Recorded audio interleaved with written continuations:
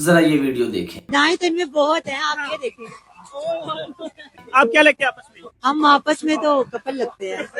कितनी देर हो गई है शादी को? शादी का क्या करना है, मोहब्बत तो आज होती है, कल होती है। अभी शादी नहीं हुई? शादी आप पूरे पाकिस्तान को बुलाएंगे शादी में? ओ, कब कर रहे हैं? कोई है डेट अनाउंस करेंगे? नहीं, हमारे प्राइस है कमेंट सेक्शन में जितने ज्यादा लाइक आएंगे वो वाले दिन हम।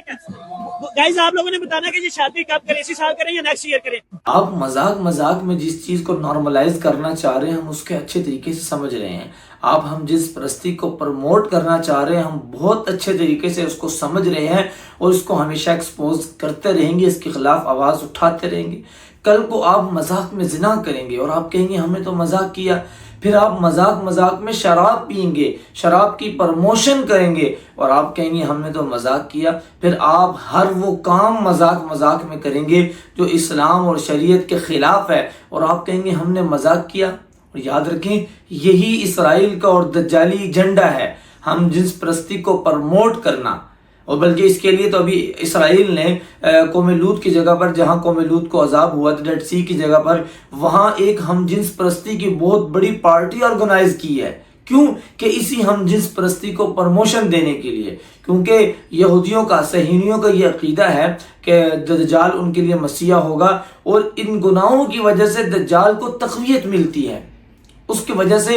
और इसराइल को इस वक्त सबसे बड़ा खतरा पाकिस्तान से है, उसके लिए सबसे बड़ा खतरे की घंटी मुल्क पाकिस्तान है। अब वो पाकिस्तान के नौजवानों का इस तरह से ब्रेन वॉश कर रहा है कि यार ये चीज़ नॉर्मल आप करो, ये चीज़ नॉर्मल आप करो।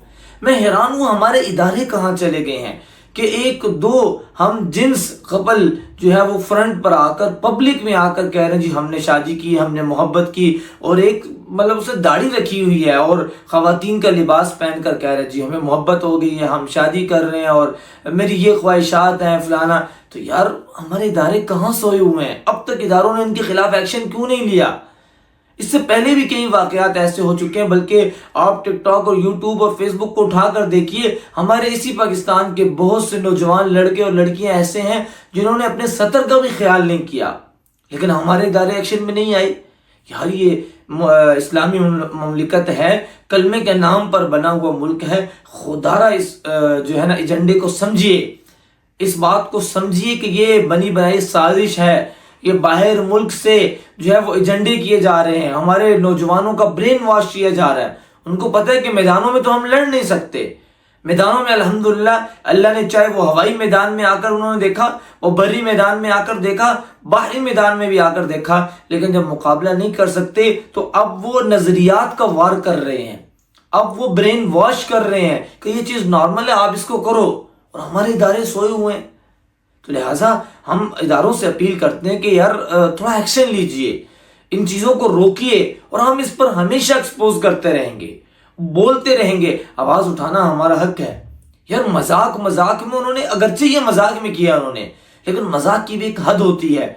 मजाक में आप इस्लाम के शायर का मजाक नहीं उड़ा सकते, मजाक में आप दीन और शरीयत के खिलाफ काम नहीं कर सकते। शरीयत तो कहती है कि मजाक में झूठ बोलना भी हराम है, तो फिर मजाक में इतना बड़ा पैगाम देना, मजाक मजाक में लोगों के जहन में ये बात डालना कि हम जिन्स परस्ती जायज़ है, क्या ये शरीयत और इस्लाम के खिलाफ नहीं है? लिहाजा हमारे इदारों को ज़रा हरकत में आना होगा, ज़रा जागना होगा। इस मुल्क में जो कलमे के नाम पर बना है इसको इन चीज़ों से पाक और साफ करना पड़ेगा।